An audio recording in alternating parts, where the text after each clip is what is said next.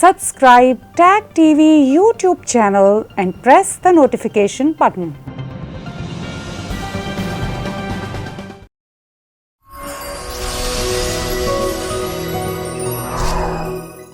Brain bust में मैं और डॉक्टर शारदा जी बहुत सारे मुद्दों पे आज बातचीत करेंगे और उसमें सबसे अहम मुद्दा ऑफ कोर्स कोविड-19 है, चूँकि इस वक्त ये तमाम मुद्दों पर हावी है।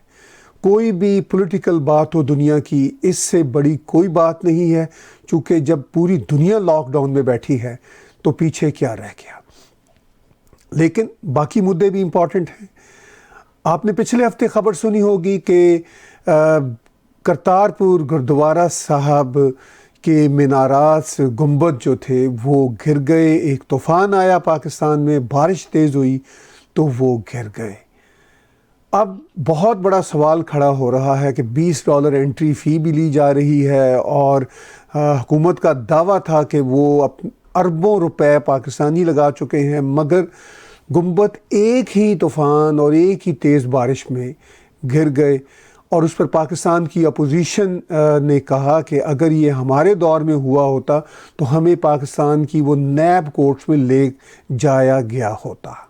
ये बात। दूसरी तरफ कोविड-19 एक तरफ इतना बड़ा गंभीर मसला और उसके साथ साथ कश्मीर में जो हीट है दोनों तरफ बढ़ती चली जा रही है। दोनों तरफ की फ़ौजें चौकस हैं और भारत ने कहा कि ना सिर्फ इन्फिल्ट्रेटर्स पाकिस्तान की तरफ से घुसाए जा रहे हैं, बल्कि कोविड-19 के पॉजिटिव पेशेंट्स को भी किसी तरह इधर खिसकाया जा रहा है और उसकी कोशिश हो रही है।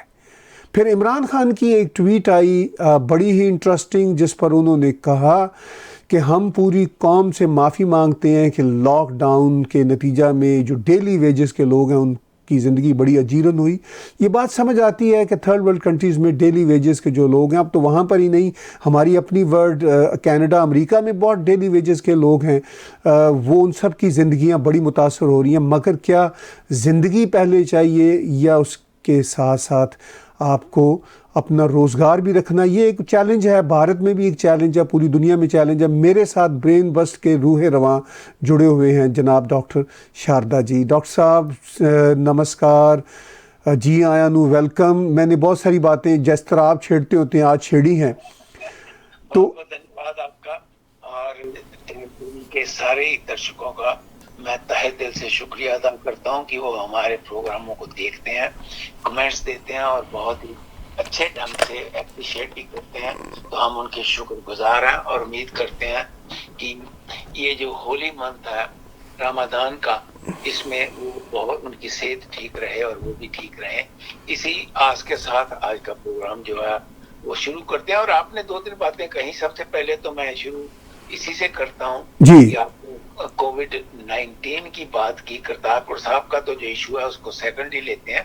पहले कोविड-19 के ऊपर सबसे इम्पोर्टेंट चीज तो ये है कि जिंदगी में इस वक्त सारी दुनिया की इकोनॉमी और दुनिया ठप बैठी हुई। 22 करोड़ आदमी है पाकिस्तान जी, और हिंदुस्तान में 130 करोड़ आदमी है। हाँ जी, चाइना में 130-140 करोड़ आदमी है। जब कोई लॉकडाउन हो जाता है तो वो गवर्नमेंटों को उसमें बहुत खुशी नहीं होती कि हमने लॉकडाउन किया। ये मजबूरी का एक बहुत इम्पोर्टेंट हिस्सा है। ये वो वायरस है जिसका आज तक दुनिया को नहीं पता था। मैं हैरान हो जाता हूँ जब, क्योंकि लोग हिस्ट्री नहीं पढ़ते। अगर आप हिस्ट्री पढ़े तो आपको पता लगेगा कि 1917-18 में स्पेनिश फ्लू में 100 मिलियन लोगों की डेथ हुई थी जी। Million people died in 1917। और उस वक्त तो इतनी बड़ी पॉपुलेशन भी दुनिया की नहीं थी, आधी से भी कम थी। आधी के करीब पॉपुलेशन थी। और लेकिन उस वक्त क्या था कि इतना बड़ा मेडिकल सिस्टम नहीं था। That number 1। और इंफॉर्मेशन नहीं थी डॉक्टर साहब कि जो फौरी तौर पर फैली जैसे आज इस बार फैली है दुनिया में। ये इस बार ये हुआ कि अभी तो ये जो लोग इस वक्त आप देख रहे हैं, ये अबाउट 2 लाख के करीब दुनिया में से लोगों की जाने गई हैं, जिसमें से 50,000 से ऊपर अकेले अमेरिका में गई हैं, 20,000 से ऊपर इंग्लैंड में जा चुकी हैं, फ्रांस में जा चुकी हैं, स्पेन में जा चुकी हैं, जी इटली में जा चुकी हैं। इन सब मुल्कों में 20-20 हज़ार से ज्यादा हैं तकरीबन। हाँ जी, ये सारे कंट्रीज जो है जी। अगर हम अगर देखें कि क्या वजह है कि दुनिया के जो सबसे जी, वहां पर ये सबसे ज्यादा घातक साबित हो रही है। उसके पीछे कई रीजन है, लेकिन उनके फिर किसी दिन डिस्कस करेंगे कि why western world suffered more than any other country. लेकिन आज हम बात करते हैं कि कश्मीर के इशू पे। जी तो कोविड-19 जो है वो इतनी खतरनाक महामारी है कि जिसके बारे में बिलियंस ऑफ डॉलर्स की इस वक्त बकायदा रिसर्च हो रही है, बिलियंस ऑफ डॉलर्स की, just to find it out a vaccine. और दूसरी तरफ हिंदुस्तान और पाकिस्तान के बॉर्डर के ऊपर, खास करके कश्मीर में है जी, इस किस्म के आतंकवादी हमले होते रहना, इस किस्म की छेड़खानी होते रहना, जिसमें लोगों की जानें भी जा रही हैं, ये कोई शोभा नहीं देता किसी भी कंट्री को। और पाकिस्तान को तो कम से कम ये सोचना चाहिए कि भाई मैं चाहे कितना ही मतलब कोशिश कर लूं, there is no way they can penetrate at this moment, क्योंकि कश्मीर के जो बॉर्डर्स हैं वो मोदी सरकार के आने के बाद उन्होंने उनको बहुत अच्छी तरह से सील रखा है। और जब भी कोई आदमी आता है तो वो लेटेस्ट इक्विपमेंट वहां पर इस्तेमाल करते हैं, लेटेस्ट है जी, उनकी जो अपनी पूरी कार्रवाई है उसका वो अंजाम देते हैं। तो मैं ये समझता हूँ कि इस किस्म की जो हरकतें हैं वो नहीं होनी चाहिए, क्योंकि लोगों की जानें more important than anything else. जी बिल्कुल ठीक कह रहे हैं। तो दूसरा मेरा ये भी कहना है ताहिर साहब कि देखिए, इस वक्त तो एक तरफ तो आप माफी मांग रहे हो कि जी जो डेली वेजर्स हैं उनसे मैं माफी मांगता हूँ कि मुझे ये लॉकडाउन करना पड़ा। दूसरी तरफ आप अपनी फौजों को और उनके साथ मिलके आतंकवादियों को हिंदुस्तान के ऊपर हमला करने की कोशिश कर रहे हो, या छेड़खानी की कोशिश करते हो, जिसमें जवान भी मारे जाते हैं, जो जिनको आप भेजते हो उनकी जानें भी चले जाती हैं। तो इस किस्म का इस वक्त जो कम से कम इस किस्म का काम तो इस वक्त ह्यूमैनिटी के बहुत अगेंस्ट है, ये नहीं होना चाहिए, इसको टोटल बंद होना चाहिए। और आप ये समझते हो कि आपने इमरान खान साहब का नाम लिया, इमरान खान साहब तो वहां पर एक कठपुतली है एक एस्टेब्लिशमेंट की। इसके ऊपर मैं चाहूंगा कि आप थोड़ा सा तबसरा करें कि वो तो कठपुतली है, वो तो जैसे ऊपर से हुक्म होता है उस तरीके के वो बयान दे देते हैं और उस तरीके से ही उनको फॉलो करना पड़ता है। ये सारे का सारा जो कुछ काम हो रहा है, ये इसके पीछे बहुत बड़ी साजिश है, जिसमें एस्टेब्लिशमेंट जो है, और मैं कहूंगा, मुझे कहते कोई शर्म नहीं कि जो आर्मी एस्टेब्लिशमेंट है उनका बहुत बड़ा हाथ है इस किस्म की छेड़खानी का। डॉक्टर साहब, आपने मुझे कहा कि थोड़ी सी मैं कमेंट्री करूं इमरान खान के कठपुतली होने पर। वो कठपुतली तो है ही है, मगर वो सिर्फ कठपुतली नहीं है, वो एग्जैक्ट वैसा ही सोचते हैं जिस तरह पाकिस्तान की इस्टेब्लिशमेंट सोचती है। ये बड़ी एक इंटरेस्टिंग बात होती है। कठपुतली वाला बाज़ का आदमी जो होता है वो इंटेलिजेंट होता है, उसका ये ख्याल होता है कि यार अब मजबूरी है, जब मुझे बोलना ही पड़ेगा जैसे ये कहते हैं। मगर वो इस वक्त पाकिस्तान के पहली बार ऐसे प्राइम मिनिस्टर आए हैं जो एग्जैक्टली वैसा ही सोचते हैं जैसी इस्टेब्लिशमेंट की सोच है। वही एक रवायती अंदाज, वही एक रोमांटिसिज्म, इस्लाम का उन्होंने कॉबॉय टर्न्ड इनटू न्यू मुस्लिम, इमरान खान का वही एक रोमांटिसिज्म है। इस्लाम का भी यानी गलत तरीके से आगे लेकर जा रहे हैं कौम को। और वो एक ऐसे प्राइम मिनिस्टर हैं जो मैं ये समझता हूँ कि इस्टेब्लिशमेंट का माइंडसेट और उनका अपना माइंडसेट एक ही पेज पर है। कहीं कहीं वो इस्टेब्लिशमेंट से आगे दो हाथ जाने की कोशिश करते हैं अपनी फंडामेंटलिज्म में, तो इस्टेब्लिशमेंट बल्कि उनको रोक देती है कि भाई नहीं, इतना नहीं हम अफोर्ड कर सकते। तो ये बड़ी इंटरेस्टिंग बात है। तो मेरा ये ख्याल है कि ये एक ऐसा सुइसाइड कॉम्बिनेशन है इनफैक्ट देखा जाए कौम के लिए, कौम को यानी पाकिस्तानी कौम को पीछे ले जाने के लिए। एक नया पहलू जी आज पता चला उनके इमरान खान साहब के कि उनकी सोच शुरू से ऐसे, मैं समझता कि वो क्रिकेटर थे, दुनिया में सारी जगह घूमे हुए हैं, बड़ा वर्ल्ड उन्होंने देखा है, उनकी सोच जो है थोड़ी सी डिफरेंट होगी। लेकिन जो आज आपने उनकी सूरत हाल हमारे सामने पेश की है, उससे तो पता लगता है कि ये बहुत खतरनाक इंसान है और हो सकता है कि ये पाकिस्तान को काफी नुकसान पहुंचाए अगर इनके ऊपर लगाम न लगी हो।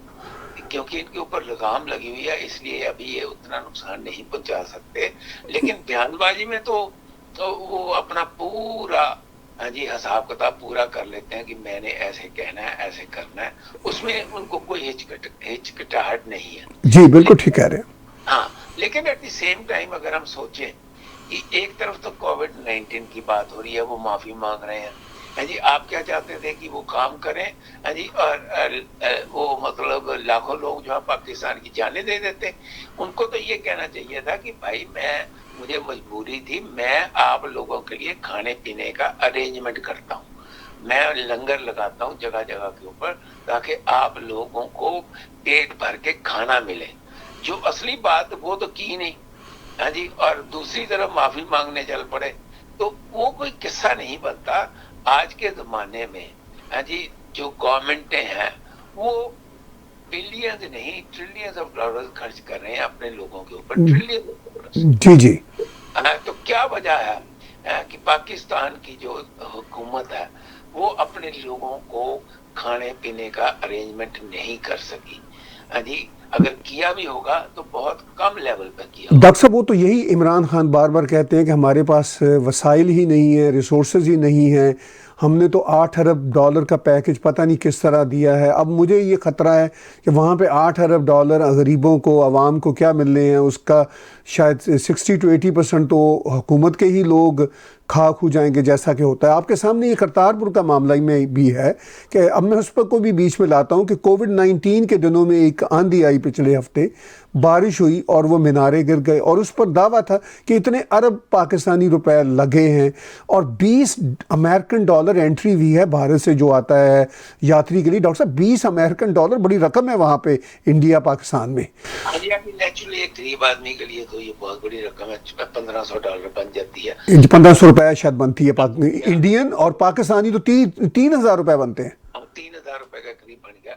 लेकिन इस वक्त आपको याद होगा अभी करतारपुर का जो लहंगा है वो अभी खुला नहीं था जी। हमने प्रोग्राम किया था जिसमें मैंने ये कहा था कि ये एक बहुत बड़ी शरारत है पाकिस्तान सरकार की। इसके बहाने वो दोबारा हिंदुस्तान के एक हिस्से जिसको हम पंजाब कहते हैं उसमें दोबारा शरारत करने की कोशिशें करेंगे और करवाएंगे। वो दोबारा जो नौजवान वो वहां पर पाल रहे हैं पाकिस्तान में यानी खालिस्तान के नाम के ऊपर, और एक पंजाब को एक फ्री यानी बफर स्टेट बनाने की उसकी वो तैयारी में थे। अब उन्होंने जल्दी में बहुत काम किया। अब आपको पता है कि करप्शन तो चलिए हिंदुस्तान में भी बहुत है, खास करके कंस्ट्रक्शन में, क्योंकि कंस्ट्रक्शन जो है वो एक ऐसी चीज है जिसमें एक बकायदा परसेंटेज सीमेंट की, परसेंटेज रेत की, परसेंटेज और चीजों की डाल के बनाया जाता है जी। अगर वो जो ठेकेदार हैं जो इनके ही ठेकेदार होते हैं, जी जी, बाहर से नहीं आते ठेकेदार, हाँ। ठेकेदार एस्टेब्लिशमेंट के होते हैं। हाँ जी, और वो जब ठेकेदार इन चीजों के ऊपर काम करते हैं और उनको नजर आता है कि यहाँ पर तो भाई हमें करोड़ों रुपये का फायदा है, तो वो जो मटेरियल इस्तेमाल करते हैं वो बहुत ही घटिया किस्म का इस्तेमाल करते हैं, और जो बकायदा उनमें बुक्स में लिखा होता है कि इस तरीके से आपने इस कंस्ट्रक्शन को करना है, वो उससे अपने हिसाब से करते हैं। तो ये बात तो आपको आगे भी पता ही है, अकेली पहली बिल्डिंग नहीं होगी। मेरा ख्याल है कि पाकिस्तान में कई ऐसी बिल्डिंगें जो हैं वो तबाह हुई होंगी जिसमें जो ठेकेदार हैं वो अपनी जेबों में पैसे डाल के या इनके रिश्तेदारों को जी पैसे देकर वो आगे बढ़ जाते हैं। तो अब मैं ये पूछना चाहता हूँ कि जो आपको याद होगा जो प्रोग्राम हमने किया था जी जी, तब मैंने ये कहा था कि ये एक बहुत बड़ी साजिश के मतलब अंडर ये सारा काम हो रहा है। आज भी मैं उस चीज पर मतलब पक्का हूँ।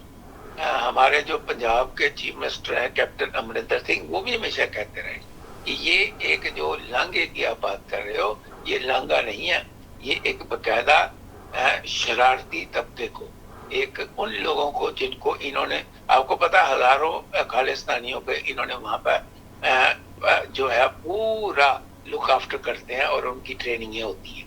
तो जब उसके बारे में मैं चाहता हूँ कि आप थोड़ी सी रोशनी डालें हमारे दर्शकों को कि ये इसमें कितनी सच्चाई है और कितनी नहीं। डॉक्टर साहब देखिए वो तो खैर बड़ी कंफर्म इतलात हैं, कोई नई बात नहीं है। ये तो 1990 से, बल्कि उससे भी पहले सिलसिला शुरू है। ये 70s लेट 70s में शुरू हुआ था ये ट्रेनिंग का प्रोसेस। बिल्कुल ऐसा ही है, ऐसा ही है। और तब तो बहुत ज़्यादा लोग थे, आपको याद होगा, जो इन ट्रेनिंग कैंप्स में थे। और फिर खालिस्तान के जो हरकतें हैं वो कश्मीर की हरकतों के साथ भी मिली हुई हैं। तो ये सिलसिला आगे चलता हुआ चली जा रहा है। और अभी भी बहरहाल बहुत लोग, सैकड़ों और हो सकता है हज़ारों हो, जो मौजूद हैं, जो इस काम को आगे लेकर चल रहे हैं। मगर 2014 से जब से मोदी जी की पहली सरकार बनी, ये बात धीरे धीरे पाकिस्तान पर बिल्कुल यानी वाज़े हो गई कि अब वो खेल इतना आसान नहीं रहा। चाहे कश्मीर में इन्फिल्ट्रेशन की बात हो, चाहे पंजाब में इन्फिल्ट्रेशन की बात हो, तो वो जो सख्तियाँ की भारत की सरकार ने, उससे इनके लिए और मुश्किल हो गया। अगर इनके लिए और मुश्किल होता है तो फिर ज़ाहिर है इनकी ट्रेनिंग भी और टफ हो जाएगी, ताकि ये भी तो अपनी पूरी कोशिश करें ये एंटर होने की। तो इसमें सच्चाई में तो कोई हम इनकार करते ही नहीं कि ये जो सब कुछ है अभी भी गिव अप नहीं हुआ। इस्टेब्लिशमेंट जो है उधर की सैडली अब भी गिव अप नहीं कर रही। तो उसका नुकसान, जो हमने पीछे बात की, उसका नुकसान सैडली सबसे ज़्यादा तो पाकिस्तान की गरीब आवाम और पाकिस्तान को ही हो रहा है, जिसका कंसर्न हमें भी है। और डॉक्टर साहब देखिए, जो मैं फिर दोबारा वो मीनारों की बात करूँगा, करप्शन जो है वो एक तरफ तो ये इन्फिल्ट्रेशन है, दूसरी तरफ करप्शन का जो माइंडसेट है वो भी साथ साथ है। यानी फाइबर ग्लास के मीनारात बनाए गए, गुंबद बनाए गए। अब आप अंदाज़ा कीजिए कि इतनी बड़ी बिल्डिंग और वो इस तरह की खुली जगह है, उसमें तो ज़रा सी तेज़ हवा भी चले तो इस तरह का मटेरियल खड़ा नहीं रह सकता। तो ये जो करप्शन और उसके साथ साथ टेररिज्म की जो इंटेंशंस हैं, ये जब एक दूसरे के साथ चलती हैं तो आप क्या समझते हैं कितना बड़ा डिजास्टर है ये? आपको याद होगा कि इमरान खान साहब अभी अपोजिशन में थे और कहा करते थे कि मुझे आप एक बार प्राइम मिनिस्टर बनाओ, मैं तो 30 दिन में करप्शन खत्म कर दूंगा। अब तो उनको 2 साल के करीब हो चले, करप्शन खत्म तो क्या होनी। मैं बहुत पाकिस्तानी मेरे पेशेंट हैं जो मुझे ये कहते हैं कि जी करप्शन तो बहुत बढ़ रही है वहां पर, बहुत ज़्यादा। उनके रिश्तेदार वहां पर हैं। हाँ जी, आगे वो उनके रिश्तेदार डिमांड करते थे कि 10,000 रुपया महीना भेज दो, तो अब वो कहते हैं कि नहीं जी पैसे ज्यादा भेजो, मैं यहाँ जो अफसर हैं हमारे ऊपर उनको भी पैसा देना पड़ता है। तो वो जो 1 महीने का वायदा था कि मैं 1 महीने में करप्शन कर दूंगा, हाँ जी, वो 2 साल में तो इन्होंने, मेरा ख्याल है कि प्रोटेक्शन दिया उन करप्टेड आदमियों को। तो कहीं ना कहीं जाके पाकिस्तानी लोगों को ये सोचना पड़ना है कि भाई हम कब तक जी इस किस्म के रजीम्स को हेल्प करते रहेंगे। लेकिन उसमें पाकिस्तान के आम लोगों का मेरा ख्याल इतनी पूछ नहीं है, या इतनी वो नहीं उनके पास टेक्निक या जो एस्टेब्लिशमेंट है वो किसी न किसी तरीके से अपने ढंग से मैनिपुलेट कर लेते हैं। तो आई डोंट नो एग्जैक्टली, लेकिन ये है कि पाकिस्तान की इस किस्म की जो थिंकिंग प्रोसेस है उसको जरूर चेंज होना पड़ेगा। उसको एक बहुत बड़ा कंट्री जो है उसका नेबर हिंदुस्तान के साथ अच्छे रिलेशन बनाने चाहिए। हिंदुस्तान के साथ अच्छे रिलेशन बनेंगे, दोनों का फायदा होगा। हाँ जी, बल्कि ज्यादा फायदा 80% पाकिस्तान को होगा ट्रेड में। बिल्कुल ठीक कह रहे हैं। पंजाब तो एक स्वर्ग बन जाएगा उनका अगर वो इस तरीके से सोचे और ट्रेड जो है उसकी तरफ बात करें, रादर दैन हथियार पकड़ाने लोगों के हाथ में, फिर उनको ट्रेन करके कश्मीर में भेजना, उनको ट्रेन करके पंजाब में भेजना। ये कोई अक्लमंदी का सौदा नहीं है। ये हमेशा ही इनको कहीं ना कहीं जाके ये महंगा पड़ेगा, पड़ भी रहा है। नहीं, पड़ भी रहा है। डॉक्टर साहब, पहली बात तो ये है कि जो आपने बात की कि ये तो पाकिस्तान के हक में है कि अगर वो भारत के साथ ट्रेड उनकी अच्छी हो। मैं सिर्फ ट्रेड की बात नहीं करता, पूरे के पूरे तल्लुकात का अच्छा होना ज़रूरी है। पाकिस्तान की इस्टेब्लिशमेंट की ये तो ख्वाहिश होती है कि ट्रेड हो जाए हमारी, हम आते जाते रहें, अपनी हरकतें भी करते रहें और शाम को बम भी फाड़ दें और सुबह फिर क्रिकेट खेल लें। वो ऐसा तो कहते रहते हैं, लेकिन इस तरह काम नहीं चलते। अगर तल्लुकात डॉक्टर साहब अच्छे होते हैं तो वो पूरे ही अच्छे होते हैं। ये नहीं हो सकता कि एक तरफ आप छुरा लेके बैठे हो, दूसरी तरफ आप चाहें कि हमारा काम भी चलता रहे। तो यही तो मोदी सरकार ने रोका। जब कमजोर सरकारें थी ना जी, अब तो इनकी हर किस्म की इस किस्म की जो पॉलिसीज है वो चलती थी। राइट। अब सरकार आ गई स्ट्रांग, सरकार ने ये फैसला कर लिया कि हमने अलाउ नहीं करना किसी किस्म की भी बॉर्डर क्रॉसिंग। हाँ जी, अगर बॉर्डर क्रॉसिंग होगी तो हम उसका जवाब जो है वो डबल देंगे। राइट। और हुआ भी ऐसे। हाँ जी, 2-3 किस्से हुए जिसमें उन्होंने बाकायदा पाकिस्तान में जाके जो है कोशिश की कि इनको सबक सिखाया जाए। लेकिन देखिए, मैं लड़ाई के हक में नहीं। ऑफ कोर्स कोई भी नहीं है। हाँ जी, मैं तो ये चाहता हूँ कि ये सारे इश्यूज को सॉल्व करें, हिंदुस्तान के साथ एक पीस ट्रीटी करके उसके ऊपर सच्चे दिल से अमल करें। बिल्कुल ठीक। वहां पर प्रॉब्लम जो मुझे नजर आती है, एक तो एस्टेब्लिशमेंट की प्रॉब्लम है और एक जो वहां की जो मैं समझता हूँ कि राइटेस्ट मतलब मुस्लिम सोच है, जो मुल्लास की सोच है, वो नहीं चाहती कि हिंदुस्तान के साथ रिलेशन अच्छे हों। तो इसके पीछे में आपको काफी ज्यादा पता है। थोड़ा सा ये बताइए कि वहाँ की जो मतलब एक मुल्ला क्लास है जी, वो हिंदुस्तान के साथ क्यों नहीं अच्छे रिलेशन चाहती, जबकि जितने मुसलमान पाकिस्तान में उतने हिंदुस्तान में भी हैं। बिल्कुल ठीक है। लेकिन डॉक्टर साहब, बात ये है कि जो मुल्ला क्लास है पाकिस्तान में, वो तो कंट्रोल्ड है पाकिस्तान की आर्मी से। कोई ये कहे कि वो पाकिस्तान आर्मी अगर कोई पाकिस्तान में कोई भी काम करना चाहे और वो ना हो सके, तो ये झूठ होगा। अब यही जो मुल्ला क्लास है, चाहे लश्कर तैयबा हो, चाहे हरकतुल अंसार हो, चाहे ये मुजाहिदीन जितने किस्म के हैं, मैं ये दावे से कहता हूँ कि ये अपने तौर पर क्या लड़ेंगे, ये तो इनको अगर कहना कि ये टेररिस्ट हैं तो ये भी शायद गलत है। ये तो फ्रंट फेस है। असल तो पीछे टेररिज्म का पूरा जो प्लान होता है वो तो एस्टेब्लिशमेंट के पास होता है। ये एक रियलिटी है। तो ये सारे तो सर फ्रंट फेस हैं। मुल्ला हो, ये मुजाहिदीन हो, ये जहादी हो, और ये जितने भी टेररिस्ट हैं, ये सारे तो पपेट्स हैं, कठपुतलियाँ हैं। पीछे जो डोर है वो बहुत दूर तो नहीं हिल रही। वो अपने सर्वाइवल, अपनी एग्जिस्टेंस के लिए पाकिस्तान की एस्टेब्लिशमेंट ये कुछ करती है। उसका नतीजा क्या होता है कि ख़ुद पाकिस्तान पीछे की तरफ जा रहा है, मुसलसल जा रहा है। तो बहरहाल डॉक्टर साहब, ये तो अब इस पे तो हम, आप और मैं तो ब्रेन बर्स्ट में पता नहीं कितनी बात कर चुके हैं और कितनी करना चाहें कर सकते हैं, मगर बात घूम फिर के वही आती है कि जब तक इनकी नीयत ठीक नहीं होती, इंटेंशन ठीक नहीं होती, सिर्फ इतना सोच लें कि इनको अपनी भलाई चाहिए, अपनी कौम की भलाई चाहिए या नहीं चाहिए। जिस दिन ये सोच लेंगे उस दिन हालात ठीक आ जाएंगे। अगर पैसे कमाने की बात है जी, अगर कंट्री जो है वो अमीर हो जाए तो उससे एस्टेब्लिशमेंट ज्यादा पैसा कमा सकता है। Of course. अब इनका जो चाइना के साथ ट्रेड है, वो कोई ट्रेड जो है जो पाकिस्तान के आम आदमी की लाइफ है उसको बेहतर नहीं कर रहा। ऑफ कोर्स नहीं कर रहा। वो एक पर्टिकुलर स्टाइल में चाइना जो है वो इनके साथ डील करता है। लेकिन जो आम आदमी की डीलिंग है, खाने पीने की चीजें जो हैं, हाँ जी, वो हिंदुस्तान के ट्रेड के साथ ही इनकी बढ़त हो सकती है और किसी तरीके से नहीं हो सकती। नंबर 1 जी। नंबर 2, अगर दुनिया में ये साबित कर दें कि हम बिल्कुल टेररिज्म में बिलीव नहीं करते, तो वर्ल्ड के और कंट्रीज भी इनके साथ ट्रेड करेंगे। जब ट्रेड करेंगे तो उससे पाकिस्तान के जितने भी लोग हैं उन सब की लाइफ में बेहतरी आएगी। अगर आपका मकसद तो ये है कि लाइफ में आम आदमी की बेहतरी को ऊपर लेके जाना, तो फिर तो आपको ये सोचना चाहिए कि हमें टेररिज्म यहाँ से जीरो करना है और हमने दुनिया में एक अपनी कौम को, जी, दुनिया को दिखाना है कि स्वर्ग कैसे हम बना सकते हैं। वो तभी बन सकता है कि जब ये अपनी हरकतों से बाज आए। मैं एक बड़ी इंटरेस्टिंग आपको बात बता दूं, जब मैंने पढ़ी, क्योंकि मेडिकल साइंस के साथ मेरा ताल्लुक है। जी जी। तो जो आपके वहां पर एक मेडिकल एसोसिएशन है जिसमें सारे डॉक्टर्स जो हैं, एमडी एमबीबीएस, वो उसके मेंबर्स हैं। जी जी। उनका हेड ऑफिस कराची में।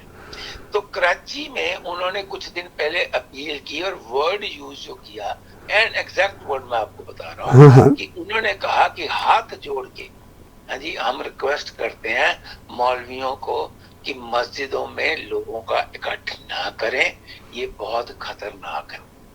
अब आप मुझे ये बताइए कि ये जो मौलवी पाकिस्तान के हैं या मस्जिदों को जो हेड करते हैं, वो क्या नंबर 1 मुसलमान है? सऊदी अरेबिया और अरब कंट्री जो है उन्होंने तो बंद कर दिया कि वहां पर इकट्ठ नहीं हो सकता। बिल्कुल सही।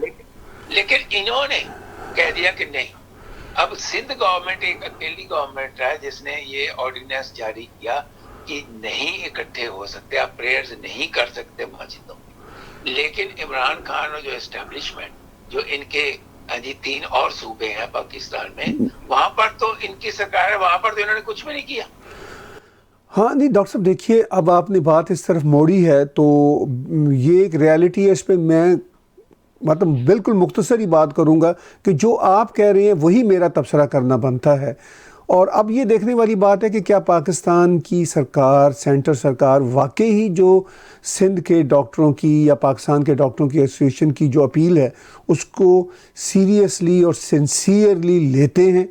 अगर लेते हैं तो समझ आती है कि ये कुछ अक्ल के रास्ते पे हैं, अगर नहीं लेते तो समझ आती है नहीं अक्ल के रास्ते पे। यहीं पर डॉक्टर साहब मेरा ख्याल है हम बात को आगे की तरफ उस जो कोविड-19 की तरफ अब बैनुल-अक़वामी सतह पे जोड़ते हैं। जो इस वक्त कोविड-19 की सिचुएशन है कि अमेरिका में रीओपनिंग शुरू हो गई, कनाडा में कम से कम बात होना शुरू हो गई है मगर अभी कोई एक आध महीना लगेगा। भारत में चैलेंज ये है कि 3 मई के बाद क्या एक एक्सटेंशन लॉकडाउन में होगी, या वहाँ पे भी भारत में भी कुछ जगहों पे ये कहना शुरू हो गए हैं स्टेट्स के लेवल पे कि जहाँ पे कम है ये कोविड का असर तो वहाँ पे थोड़ी थोड़ी ज़िंदगी अपने रूटीन में आना शुरू हो जाए। पाकिस्तान का ये कहना है कि अगर ये अभी तो कुछ नहीं पाकिस्तान में कोविड का नुकसान हुआ, पाकिस्तान के फॉरेन मिनिस्टर ने कहा कि जुलाई में उनका ये ख्याल है कि बहुत बड़ा चैलेंज होगा। उधर सदर ट्रंप कहते हैं कि गर्मी से कोविड पे काबू पाया जा सकता है, जुलाई में तो बहुत गर्मी होती है पाकिस्तान भारत में। तो इन सारी बातों को आप किस तरह देखते हैं? देखिए, अगर गर्मी की बात करते हैं तो फिर हम ऑस्ट्रेलिया की बात करते हैं, सिंगापुर की बात करते हैं, हाँ जी, फिर अमेरिका की एक स्टेट है, इस वक्त मुझे नाम नहीं याद आ रहा, वहां पर सबसे ज्यादा खतरा जो था वो पैदा हुआ। गर्मी जो है ये कोई प्रूव नहीं हुआ। हाँ, हालांकि एक साइंटिस्ट, इनकी जो क्लास है अमेरिका में, एक साइंटिस्टों ने ये प्रूव करने की कोशिश की कि भाई इस टेम्परेचर में इतनी देर ये इसके जर्म जिंदा रह सकते हैं और इस टेम्परेचर में इतनी देर जिंदा रह सकते हैं। लेकिन अगर मैं कहता हूँ कि गर्मी में ना भी इसका प्रकोप हो और गर्मी में ये ना भी बढ़े, तो जितने भी दुनिया के साइंटिस्ट हैं वो ये कह रहे हैं कि जो फॉल आएगा जी, सितंबर और अक्टूबर का जब महीना शुरू होगा तो तब उस वक्त एक नया जो है वो प्रोसेस शुरू होगा।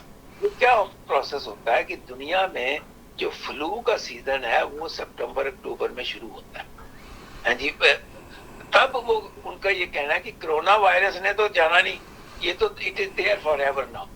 कोरोना वायरस भी और प्लस फ्लू का सीजन जब डबल बॉडी के ऊपर अटैक होगा तो हो सकता है कि वो ज्यादा जानी नुकसान पहुंचाए, जो कि अभी तक हमने देखा है। जब तक कोई मेडिसिन नहीं आती, जब तक इसकी मतलब इंसुलिन नहीं निकलती, वैक्सीन नहीं निकलती। हाँ। अच्छा, वैक्सीन जो है वो इसका इलाज नहीं है, वो सिर्फ प्रिवेंटिव है। राइट राइट, हाँ जी, it is not a treatment. हाँ, असल तो मेडिसिन है, दवाइयाँ हैं ना कोई जो फॉर रोके इसको। हाँ जी, तो मेडिसिन तो अभी बनी नहीं, लेकिन वैक्सीन की उम्मीद है जी। वो भी एक अकेली जो सबसे आगे ऑक्सफोर्ड यूनिवर्सिटी के जो साइंटिस्ट हैं, उन्होंने बाकायदा ह्यूमन बीइंग्स के ऊपर एक्सपेरिमेंट करना शुरू कर दिया, उनको इंजेक्शन देने, वैक्सीन देनी शुरू कर दी है। अब आप ये देखिए कि लोग जो है वो कितने इस खतरे को समझते हैं। जब उन्होंने वॉलंटियर्स मांगे तो उनका जो वेबसाइट था, इतने ज्यादा वॉलंटियर्स वहां पर आ गए कि वेबसाइट को उनको बंद करना पड़ा, because they can't handle so many volunteers. Right. तो उन्होंने ये दुनिया में पहली बार हुई है कि साइंटिस्ट जो है वो सीधा ह्यूमन बीइंग्स के ऊपर एक्सपेरिमेंट कर रहे हैं। नहीं तो पहले 3 महीने एक्सपेरिमेंट जानवरों के ऊपर होते थे और फिर ह्यूमन बीइंग के ऊपर आते थे। लेकिन ये first time in the history of medical science कि ह्यूमन बीइंग्स के ऊपर वो एक्सपेरिमेंट शुरू कर रहे हैं डायरेक्टली। अब इसका इफेक्ट क्या होगा, नहीं होगा, उनके हिसाब से सितंबर में हम वैक्सीन को मार्केट में ला सकते हैं। अगर आ जाती है तो फिर डेफिनेटली इट इज प्रिवेंटिव। फिर उसके बाद जो सबसे बड़ी प्रॉब्लम आती है ताहिर साहब, वो प्रॉब्लम आती है जी इसकी प्रोडक्शन की। अब वो जो प्रोडक्शन है वो मतलब ऑक्सफोर्ड यूनिवर्सिटी वालों ने ये कहा कि हमने 3 फैक्ट्रियों के साथ ऑलरेडी कांटेक्ट किया है, चाइना में, हिंदुस्तान में और अमेरिका में। ये 3 कंपनियां इसको प्रोड्यूस करेंगी द डे वी से इट इज सक्सेसफुल। तो उसके बाद ये प्रिवेंटिव होगा। अब आदमी तो 8 बिलियन है, 8 बिलियन तो नहीं ना एकदम इंजेक्शन बन जाने, तो वो it will take its own time.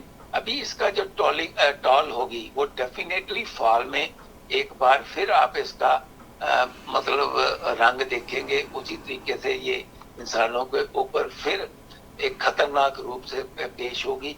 और एट द सेम टाइम अगर हम साइंटिस्टों की बात नहीं मानते और हम खुद ही उसको ये कह दें कि नहीं जी नहीं, आप तो सिर्फ ईश्वर का नाम लेते रहिए, अल्लाह का नाम लेते रहिए तो कोविड भाग जाएगी। क्रिश्चियनिटी में भी कुछ ऐसे क्रिश्चियंस ग्रुप हैं जो ये कहते हैं कि नहीं, आप प्रेयर्स करो, आप चर्च में आओ, ये आपका कोविड-19 कुछ नहीं बिगाड़ सकती।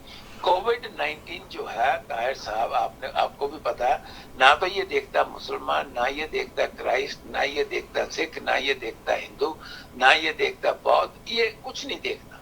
इसके लिए सारे धर्म एक हैं और ये सब के ऊपर वैसे ही अटैक करता है जैसे कि वो मतलब कोविड-19 औरों के ऊपर अटैक करता है। तो ये कह देना कि नहीं ये आप प्रेयर्स में लगे रहो तो आपके ऊपर अटैक नहीं होगा, ये मुझे ये समझता है कि दुनिया इतनी आगे आ गई है, 21वीं सदी में भी इस किस्म की बातें हो रही हैं। आप क्या कहना चाहते हैं?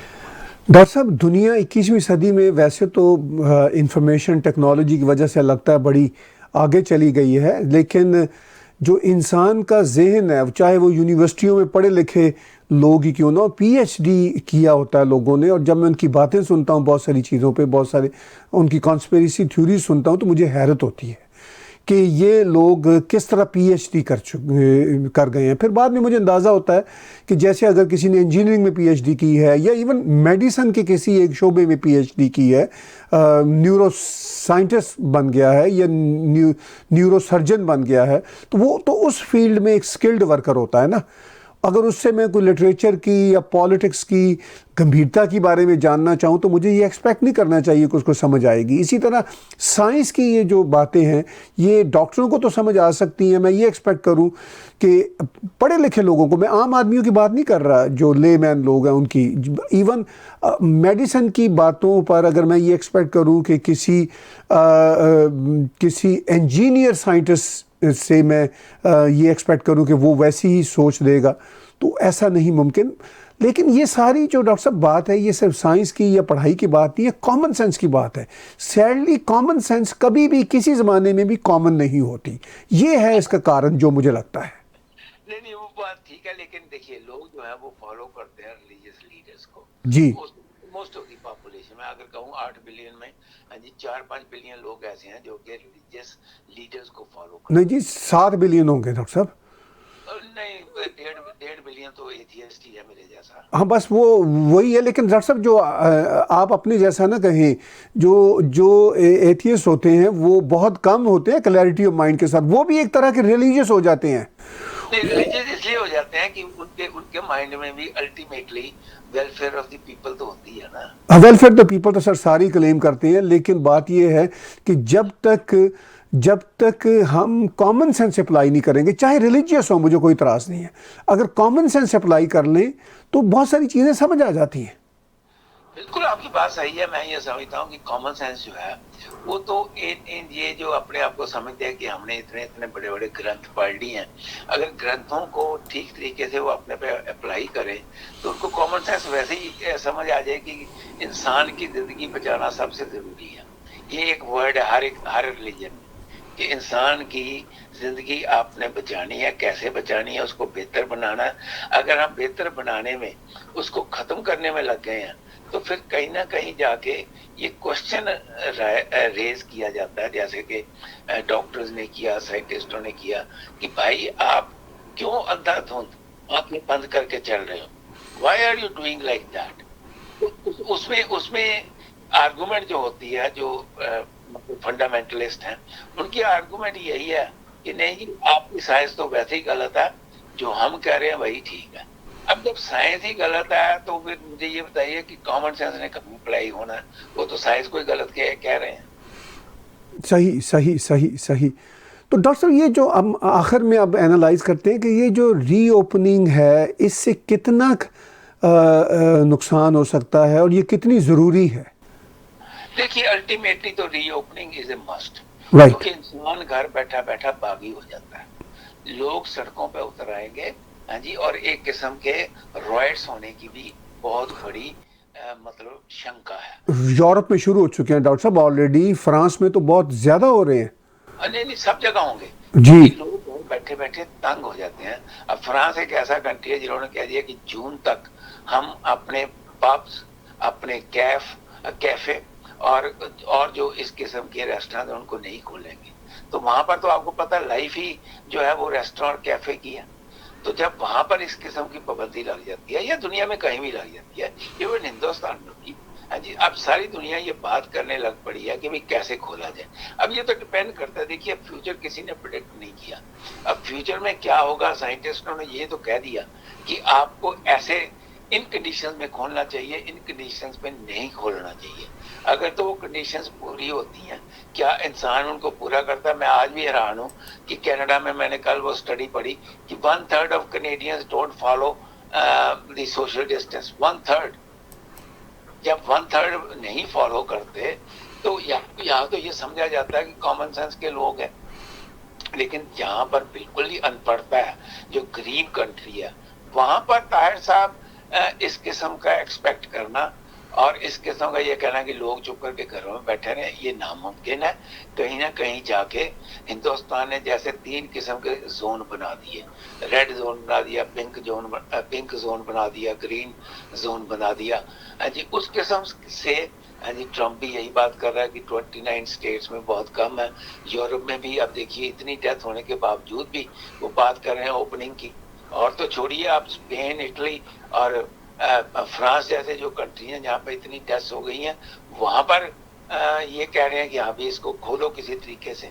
तो अल्टीमेटली ये खुलना है, लेकिन साइंटिस्ट मान कर रहे हैं कि आप अभी तो खोल दीजिए, हो सकता है उतना असर ना हो, लेकिन इसका इफेक्ट याद रखना कि फॉल में और विंटर के शुरू में जरूर होगा। ये एक बार पेंडेमिक जो है अपना असर उस टाइम पर जरूर दिखाएगा। एक दिन बात करेंगे जी, सारी की सारी मैंने काफी रिसर्च आप इस पर की है ताहिर साहब। जी जी। चाइना कि ये चाइना इसमें कितना रिस्पॉन्सिबल है दुनिया को इकोनॉमिक तबाही मचाने में, काफी रिस्पॉन्सिबल है। एक दिन सिर्फ इसी पे बात हम बिल्कुल करेंगे। इतना मटेरियल है जी कि चाइना की जो पूरी हरकतें हैं वो लोगों के सामने हम रखेंगे कि किस तरीके से दुनिया में तबाही मचाई, किस तरीके से अपने आप को वो नंबर 1 इकोनॉमी बनाने में लगे हुए हैं। ये सारी चीजें जो हैं हम लोगों के सामने मैं तो लेके आना चाहता हूँ।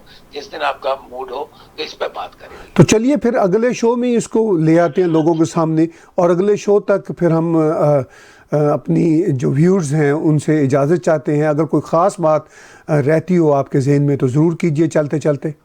बस इतना ही कहना चाहूँगा कि जो कोविड-19 है वो किसी जात पात और धर्म को नहीं देखता। सो कृपया मेहरबानी करके आप जो आपको गाइडलाइंस दी गई हैं डॉक्टरों की तरफ से, साइंटिस्टों की तरफ से, उसको फॉलो करने की कोशिश करें। और कोशिश ही नहीं करें बल्कि उसको फॉलो करें। This is very important, otherwise we may lose our nears and tears. जब अपने घर में से किसी की मतलब जान चले जाती है ना ताहिर साहब, तब लोग ये कहते हैं यार अगर मैंने फॉलो किया होता तो शायद ऐसा ना होता। तब ये सारी चीजें याद आती हैं। तो मेरा ये तो यही कहना है कि प्लीज मेहरबानी करके follow it and keep yourself safe and happy. और रमजान के दिनों में अपने आप को आप ठीक रखें और कोशिश करें कि सब कुछ आप अपने घर में ही बैठ के प्रेयर्स भी करें और जो आपका दिल करता है वो करें। रश में और लोगों के बीच में इकट्ठ होने की कोशिश मत करें। बहुत बहुत शुक्रिया डॉक्टर शारदा साहब आपके वक्त का, और आपसे बातचीत होगी अगले हफ्ते। Thank you sir, wish you all the best. Thank you. Viewers, आपने ब्रेन बस में डॉक्टर शारदा और मेरा तजिया सुना और देखा, और हमें अपनी आरा से भी हमारे यूट्यूब के चैनल पर, फेसबुक पर आगाह रखिए। और तब तक हम आपसे इजाज़त चाहते हैं ब्रेन बस में, और आज का ब्रेन बस्ट देखने और सुनने का बहुत शुक्रिया।